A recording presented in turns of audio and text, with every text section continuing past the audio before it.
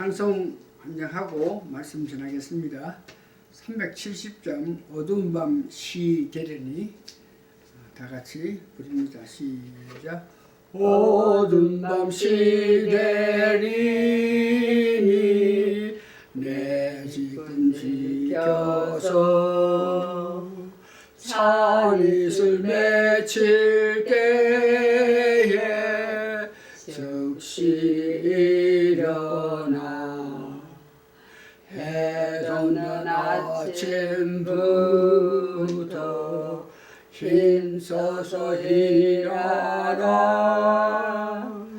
일할 수 없는 밤이 속히 오리라. 어두운 밤 시대리니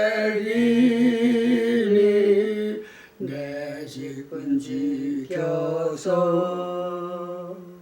일하되 일하면서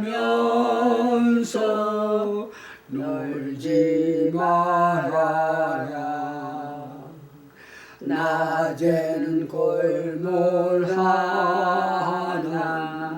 쉴 때로 오겠네. 일할 수 없는 밤이 속히 오리라. 3절. 어두운 밤 시대리니 내 집은 지켜서 지면에 빗긴 볕에 힘써 일하고 그 빛이 다하여서 어둡게 되어도 할 수만 있는 대로 힘써 일하라. 예, 힘써 일하겠습니다. 오늘 제목은 지난주에 계속 복에 대해서 말씀했는데 팔복에 관해서인데 지난주에 너무 아주 간단하게 전했기 때문에 그 말씀을 전하고 나서 내 마음이 부담이 있어가지고 다시 팔복에 대해서 말씀을 전하려고 합니다. 그래서 오늘 팔복 중에서도 오늘은 3가지 복에 관해서 말씀하고 다음 주는 5가지 복에 관하여 천천히 말씀을 전할 생각입니다. 이미 다 아시겠지만 팔복이라는 것에 대해서 많은 학자들이 이 팔복을 보면서 논란이 많이 있는데 이 팔복은 이 땅에서는 우리가 어떤 모양 지킬 수가 없고 천국에서는 가능한 것이다. 그런 학자들이 많이 있습니다. 그러나 거듭나서 우리가 나의 지정의를 버리고 성령님 역사에 의하여서 살면은 충분히 예수님께서 말씀하신 그 말씀에 순종하고 살 수가 있다고 생각합니다.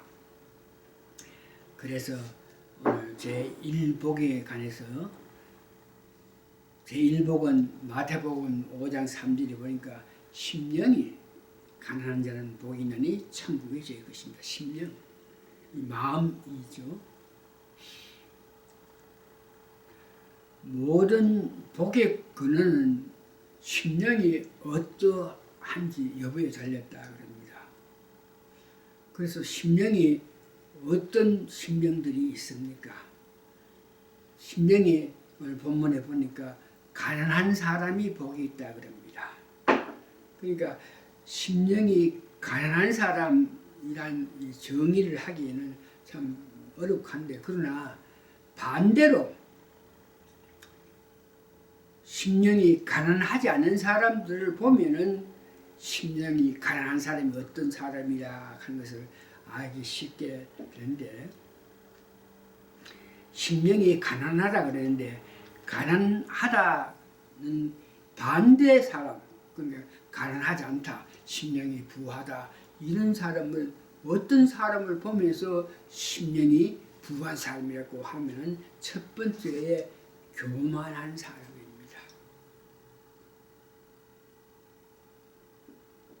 자기가 제일 잘났다고 생각하는 교만한 사람. 그래서 심령이 가난하다 하는 사람은 교만하지 않고 겸손한 사람을 말하죠.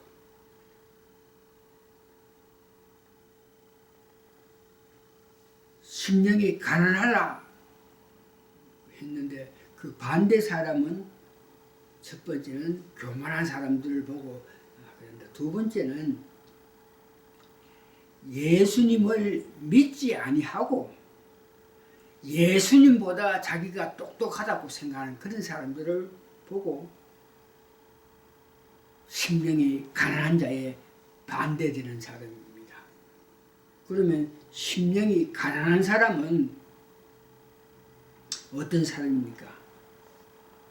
우리가 예수 그리스도를 내 구세주로 영접해서 이 세상 살아갈 때 내 뜻대로 사는 것이 아니고 성령님이 인도하심에 따라서 사는 그런 사람들을 보고 심령이 가난한 사람이라고 말할 수 있죠. 심령이 가난하지 않은 사람들은 예수님이 오시면 우리에게 천국을 주시기 위함이라 하는 것을 모르는 사람입니다. 그럼 심령이 가난한 사람은 복이 있다 그러는데 그 사람은 예수님이 이 땅에 오신 것은 우리에게 천국을 주시기 위해서 오셨다 믿는 사람을 말하죠. 그래서 심령이 가난한 자는 천국을 소유한다는 것입니다. 제일 복은 천국을 우리가 가진다는 것입니다. 성령 세례를 받아서 예수님이 내 안에 있어서 예수님과 같이 살 수 있는 삶이 천국을 소유한 자의 삶입니다. 천국을 소유하게 되면은 천국을 소유한 자의 마음으로 이 세상을 보면은 우리가 자연히 제2의 복인 애통하게 됩니다. 천국을 가진 자가 심령이 가난해서 천국을 가진 자가 예수님과 같은 마음을 가졌기 때문에 예수님과 같은 마음으로 이 세상을 보게 되면은 한없이 사람들이 불쌍하고 안타깝고 또한 내 자신을 볼 때도 한없이 어리석고 불쌍해서 애통하게 되는 것입니다. 구체적으로 어떤 면에 우리가 애통합니까? 영육간에 병든 모습, 병들어 있는 사람을 보면서 그 삶이 안타까워서 천국을 소유한 사람들이 그 병든 사람을 볼 때에 정말 안타까워서 내가 애통하게 되는 것입니다. 악한 영에게 사로잡혀가지고 사는 것이 자기가 사는 것이 아니고 악한 영에 끌려서 사는 사람을 볼 때에 정말 그런 사람을 볼 때 애통하게 마음을 가집니다. 권세 잡은 자에게 핍박 당하는 자를 볼 때에 내 자신을 알지도 못하고 어디로 가는지 어떻게 사는 것이 옳은지 알지 못하는 내 자신을 보면서 애통하게 됩니다. 그렇게 애통을 하게 되면 세상에 어떤 권세라도 혹은 물질이라도 애통하는 나를 이루하지 못합니다. 그러나 하나님께서는 그런 사람을 애통한 자들 위로하여 주십니다. 그래서 하나님의 위로를 받은 사람들의 삶을 보면 세상 삶에서 여러 부분에 여러 모양으로 일을 해나가는 것을 볼 때에 그의 그 일하는 그 모습 가운데서 보면 얼굴에 빛을 나타내는 사람이 많습니다. 어떤 사람은 애통하면서 위로 받았던 사람들은 감옥에 가 있었을 때도 얼굴에 빛이 나서 사람들에게 어떤 감동을 주는 그런 역사가 나타난다 그럽니다. 천국을 소유해서 예수님의 눈으로 이 세상을 볼 때에 정말 안타깝고 내 자신을 볼 때 안타까워서 애통할 때에 세상 사람은 위로해 주지 못하지만 하나님은 그들을 위로해 주신다 그럽니다. 그래서 위로를 받은 사람의 특징을 보면 뭔가 어떤 얼굴에 빛을 나타내면서 기쁘고 즐거웠고 감동된 그런 모습으로 살아간다. 세 번째, 온유한 자는 땅을 기업을 받는다 했습니다. 본문 마태복음 5장 5절에 보니까 온유한 자는 복이 있나니 저희가 땅을 기업으로 받는다. 하늘에 위로가 와야 즉 성품이 성질과 성격이 바꾸어집니다. 하나님께서 모세를 보고 이 지면에서 가장 온유한 사람이라고 했습니다. 부드러운 마음으로 살면서 노하지도 아니하고 보복하고자 하는 그런 마음을 가지지 않은 폭력이나 잔인한 마음이 없는 사람, 이런 사람을 온유한 자라 그럽니다. 온유한 자는 순종하는 자를 온유하다고 합니다. 이 지면에서, 이 땅에서 모세가 하나님의 말씀에 가장 순종한 사람입니다. 그런 사람에게는 땅을 기업으로 삼는다, 땅을 주신다, 이 말씀이죠.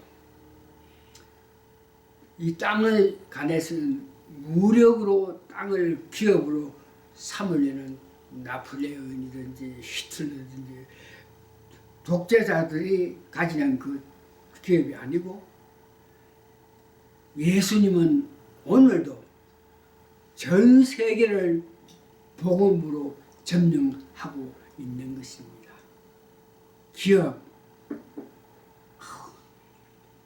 기업을 삼는다 하는 것은 성도들은 미래의 하나님 나라를 차지함을 의미합니다.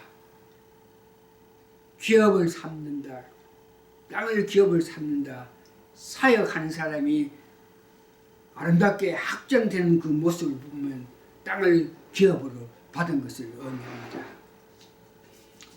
예수님께서 땅을 기업으로 삼는 것을 마가복음 1장 36절에서 39절을 보니까 예수님께서 아픈 자들을 고쳐주십니다. 병든 자들을 고쳐주고 위로해 주실 때에 수많은 사람들이 예수님께 치료받기 위해서 모였을 때에 예수님께서는 그 몰려오는 그 사람들을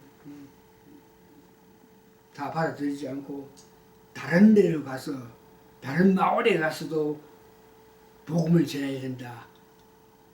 복음을 전해야 된다 그러시면서 가시는 그 모습을 봅니다. 마가복음 1장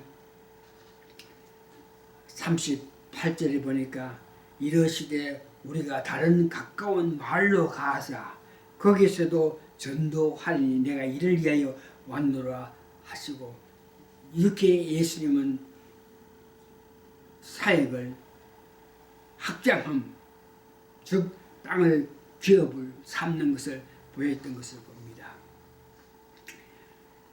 오늘 말씀을 정리하면은 예수님의 은혜로 성령님이 내 마음에 임하면 세상을 보고 나 자신을 보고 애통하게 됩니다. 그때에 애통할 때에 하나님을 위로를 받으면은 내 마음이 온유해지고 겸손해져서 땅을 기업으로 받는다. 즉 전도 많이 하셔서 천국에서 상 받는 자가 된다는 축복입니다. 오늘 팔복 가운데에 세 가지 복을 말씀드렸습니다. 천국을 가지는 복, 두 번째는 애통할 때 위로받는 복, 세 번째는 온유한 마음을, 천국을 가질 때 내 마음이 온유해서 땅에 기업을 받는다는 그 말씀을 기억하시고 전도 많이 하셔가지고 천국에서 상 받는 여러분 되시기를 예수님 이름으로 축원합니다. 아멘.